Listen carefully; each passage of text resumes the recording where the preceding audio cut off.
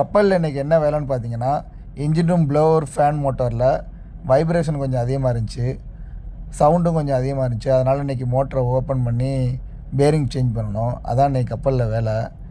எதுக்கு இந்த ப்ளோவர்னு பார்த்தீங்கன்னா, இன்ஜின் ரூமுக்கு தேவையான அட்மாஸ்பியருக்கு ஏர் பார்த்தீங்கன்னா இந்த ஃபேன் வழியாக உள்ள இன்ஜின் ரூமுக்கு வரும்.